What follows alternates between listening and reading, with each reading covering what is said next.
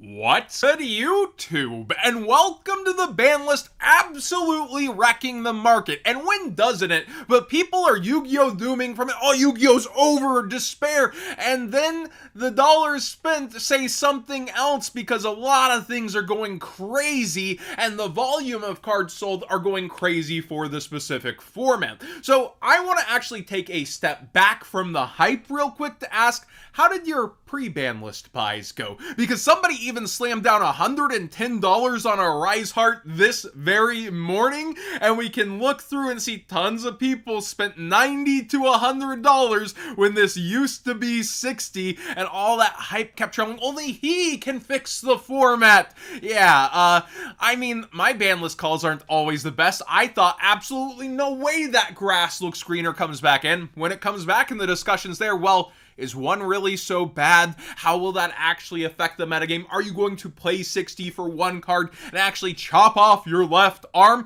with left arm offering? And these are selling at $9 now. And this is the calming down vendors are listing stuff price, right? So these are super rares. You obviously do have cheaper options with this card. But yeah, are you going to do all that? Try to force the board just to be able to mill some? And what decks are worth that? Well, Lightsworn did get a power up.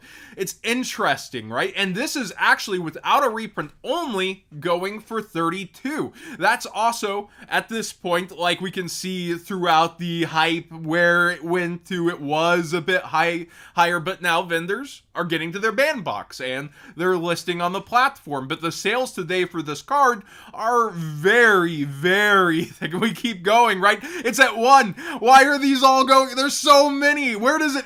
Oh my gosh, I did not look at this before. This is a bit of a library action. It keeps going and going. You get the point, but I actually want to see where it ends and not to eat the clock. We have plenty of cards to get to. Ooh, it was at 50 at one point. Okay, there it is. People buying the day before into it. Wow, absolutely crazy to watch. Now, the biggest loser of the ban list is by far Rarity Collection 2. They got Skill Drain hit to 1, Apollosa banned, and this was already tanking. Crossout Designator, you know I love to mention it, is at top of the set, and sometimes I'm right with stuff like that, where sometimes I'm absolutely wrong, and, you know, I don't get it right. I'm able to say that, but seriously, Apollosa was on a lot of people's checklist to get banned, so was Beatrice. A lot of boxes got checked, but people are despairing over, like, not enough hits to Snake Eye, and they have Bonfires to sell in the 10. They have to still sell the 10s. They probably think Bonfire is one of the top cards versus the prices and usage before from their data. So I think the list for me actually did more than I thought it would, but this was one of the easier calls among the community and was already dropping due to banlist fears, and now we see people selling under 20 already. Branded Fusion went to 1, and I'm kind of actually liking that $10 price point. This guy's just like, get him away from me.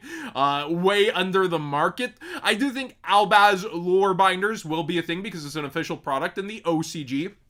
This is a very nice version of the card, especially if you can get it in EU print, more so. But, yeah, it's of course going to come down in price when you go from a playset to 1. You know, you only need 1 then, unless you're keeping them in your back pocket. Memento Bone Party, I want to play anything but fire. Like, yeah, this card has gone pretty wild today. I think there's only 8 listings as of this video, even with people, you know, having been prepared for what a huge list could do. I don't think Memento was on anybody's hit list, and here we are at 31, 34, 35, as people were like, yeah, things got hit enough, their consistency's a little down, I'm gonna go this direction. Firewall Dragon Singularity, I believe this would be for the Malice deck, got absolutely torn in today. Some people will see the format kind of have its list, and with Shifter not hit at all, they went for the Malice stuff because people are quoting that as a Shifter deck. That's why I really thought they might not do it until after they sell Malice to a good degree. But, yeah, just absolutely crazy prices on the Starlight rare, right? Not an actual quarter century secret rare. And the secret itself is up in price even further past where it was trailing towards. Now, quarter century secret rare dimension shifter, it was down due to Banlist fears, 26 you can see here, and now it is $40+ as people are buying their max rarity play sets for the format. Thunder Dragon Colossus has a little movement up. The rest of the deck core, not so much, but you can see the quantities going as people pick up their second copy. I do think it will find its way. Being able to put multiple on inboards does matter. If you're not getting Dark Ruler no more, it's no longer imperm takes care of this if you're able to go multiple directions, right? But it depends how thick of an engine you want to play, etc. I digress. The money is talking, and these are selling and going up, not ridiculously, but going down in quantities, up in price. Drytron Nova went up, so Eva got, I believe, limited to 1, and this has absolutely spiked towards 35. My Discord's telling me that it doesn't mix with the new support coming though, but like people are buying in. So if you're a Drytron duelist, add your 2 cents in here, because I think this is a kind of, I wasn't even gonna look it up. Somebody mentioned Drytron stonks with Eva, and then I looked this card up and here we are. So Discord conversation coming in hot, but seriously, like, how are you going to be playing this deck? I want to know. Evil Hero Dusted Gold went pretty crazy. This has support on the horizon and mixes into multiple metagame decks right now that people might be choosing, and has been short printed on almost every single version. So the OG version has really gone up, and you got to remember there weren't a lot of these per case, like 2 and some change. It's crazy. Fiendsmith Engraver. Now, Fiendsmith got a direct hit. That's what I did not expect, and if anything, I thought, oh, maybe a limit or semi-limit. No, they got a straight up ban on a card, but this is still under triple digits right now, but has an immense amount of sales today. Look at this, 1, 2, and we're there, but like, all of these sales are today pushing it from 90 towards 95, and a couple of people even touching the $100 price once again, despite top rated sellers listing theirs into this. It'll be interesting to watch how this does develop with that hit, because there is new support still on the horizon for this deck, and it will adapt. Testing is going to be important moving forward, and it'll be interesting to watch where it goes for sure. Nightmare Throne is going back up. You can see it was trailing only down. It got mentioned in the Konami blog, and it doesn't seem like they did all that too much to the deck, right? Like, it kind of missed me with hitting you, Bell. But this is at 25, then 26, where it was all the way down, a good chunk lower, and you can see the sales rates today on this is even further, and before it was all the way down to 22. So a little bit up, but notable. Then we have Dimensional Fissure. This isn't necessarily Banlist related. It's more that somebody pointed out, wow, the secret rares are up, and guess what? The super rare, which is max rarity out of Champion Pack 8, is almost double its market price. So this is up. We see an unlim around 7, and I think first editions are going to start way higher. Yeah, towards $18. I was told 16.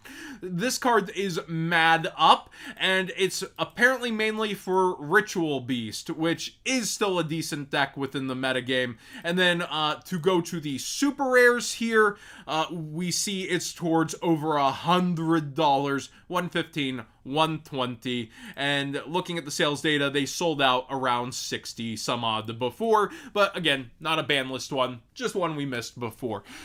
Before we end the market watch, I got to the cards, and there's plenty more to probably get to Monday. Bear Walker did its Yu-Gi-Oh! Collab, and this is the same skateboard company that does the Pokemon ones that sell for mad dollars. Now, they did a blind box for Yu-Gi-Oh! So you don't get to pick and choose. I started the day at Zoomies as the only person who showed up at the start of the event, and was the only person there for 30 minutes. But when I came home, had lunch, fed the dogs, went back for Pokemon Community Day today, they had sold all but 3 boards by 1:30, so 27 boards sold out of 30, and they let me walk out with the sign, and were like, yeah, here, sure, take it. I didn't win their $200 raffle, but But Bear Walker on their own website has the blind boxes which you can ship to yourself. These are all original arts instead of the old tired PNGs. They actually bothered to get original artists, and you can see the different limits on them. They had for the Zoomies event, which I did shout out, I did tell you all about, original cards that actually have hilarious numbers, the Dark Couch, and then they had shirts. They're a bit too expensive for my taste. I only walked away with a Blue Eyes shirt, and I pulled a 1 out of 100 Slifer. They had black tape on the boxes that couldn't be tampered with. I had to cut them open there. One of the employees even filmed me since I was like the first one in. I was like, yeah, I'm comfortable with that. So I pulled a 1 out of 100 Slifer, which is kind of neat, which is out of this section. And then there's 1 out of 1 Millennium items. I believe one of these sold for about 2,000. And then you have about 2,500 total Exodia pieces all together, and then 2,500 of each Egyptian god card. I really wanted to walk away with Obelisk, but didn't. And on their site, they have their premium decks, which you might recognize the style more from the Pokemon skateboards if you paid attention to that secondary market at all. And they have Blue Eyes on here. I think this will probably sell out in a somewhat timely manner. They've done a terrible job advertising it, but this looks so good. I got myself one. It's etched in. It has those layers. The claw reaches over. It is so freaking cool. I think the Slifer might be the last seller. They have Exodia with the abs here as well. I got Exodia. I did not get Slifer since I already pulled that special Slifer deck. You can miss me with a $200 hoodie personally. I did feel it in person. It was very quality.